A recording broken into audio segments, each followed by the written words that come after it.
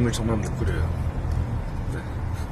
저 그림 되게 잘 못 그리고 사실 미술에 관심도 되게 전문적으로 있지는 않아요. 전까지만 해도 이 그림을 왜 미술관 가서 직접 봐야 되는지 크게 느끼지 못하겠더라고요. 그림을 볼 줄도 몰랐고.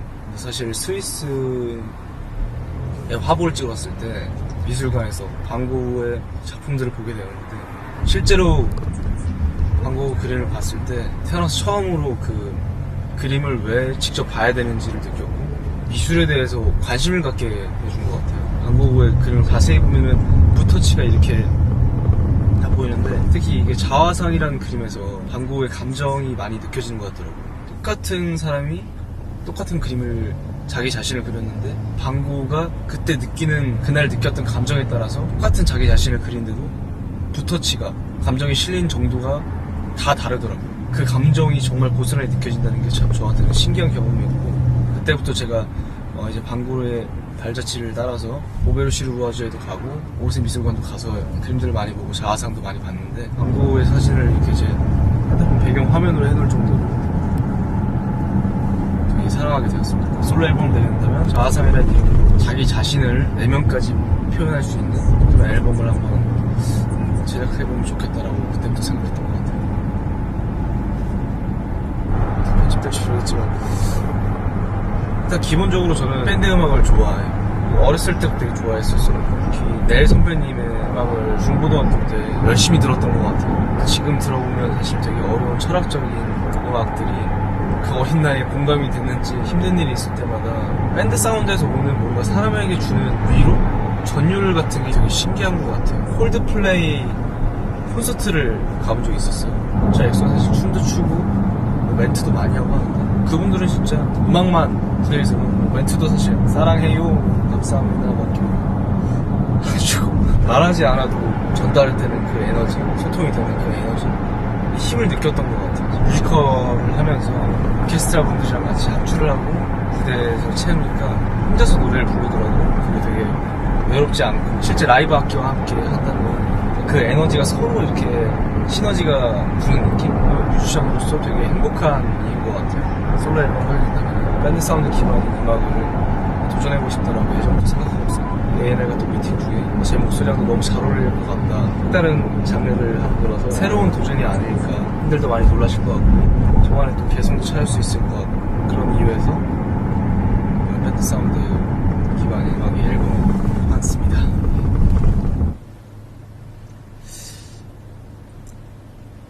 습관이란 게 참 무서운 것 같아요. 노래 가사도 있잖아요. 습관이란 게 무서운 건지 이런 가사도 있는 것처럼 습관이란 게 참 무서운 것 같아요. 사람과 사람이 오래 만나다 보면은 서로에 대해서 너무 잘 알고, 자기도 모르게 그 사람과 했던 행동들의 자신이 예전에 했던 행동들을 표절하게 되는 것 같아요. 그 생각에서 시작됐는데, 예를 들면 저랑 세훈이랑 같은 방에서 거의 7년 동안 같이 살았었어요. 자기 전에 했던 습관이라든가 일어나자마자 했던 거라든가, 그거를 세훈이랑 이제는 같은 방을 안 쓴 지가 1년이 넘었는데 저도 모르게 반복하더라고요. 사람과 사람 관계에 있어서 정이 많이 들고 가까워지고 말을 하지 않아도 다 통하는 사이가 되면은 단절된 사이가 되더라도 자신도 모르게 그거 습관을 계속 반복하게 되는 것 같아요. 근데 사실 반복해도 뭐 제가 세훈이가 생각난다고 해서 문제가 될 건 없잖아요. 근데 이제 헤어진 관계에 있어서 물론 그 전 추억이 이후에 생각하면 모두 행복한 추억이겠지만, 헤어지자마자는 사실 잊고 싶고, 나도 모르게 이렇게 반복되는 행동들이나 생각들, 보편적으로 생각하는 그 표절이란 나쁜 단어가 떠오르더라고요. 근데 많은 분들께서 너무 나쁜 단어로 오해를 산다 좀 말리셔서 가사를 제가 쓰다 보니 그려내, 반복해, 기억해, 네가 나한테 스며들어, 이런 단어들이 많이 떠오르더라고요. 자화상이란 단어가 되게 잘 맞는 것 같다는 생각이 들더라고요. 내 얼굴을 그리는데 그녀의 모습이 느껴졌어. 잊고 싶은 기억이기도 하지만 행복했던 추억들도 있는 거니까 어감이 센 단어로 표현하지 않고 자화상이라고 아름답게 표현했을 때 효과적으로 더 사람들에게 와닿고 가슴 아플 수 있겠다는 생각이 들었어요. 그래서 표절이라는 과제를 자화상으로 바꿨습니다.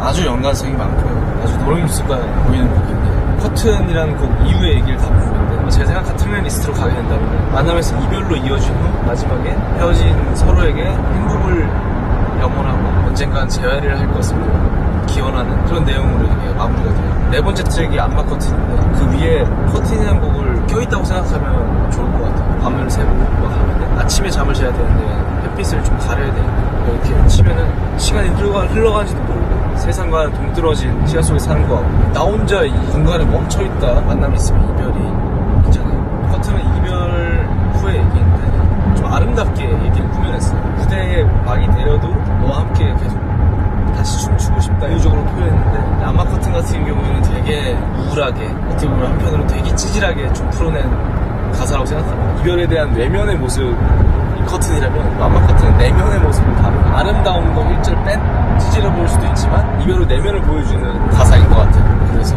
커튼 다음에 안마 커튼입니다.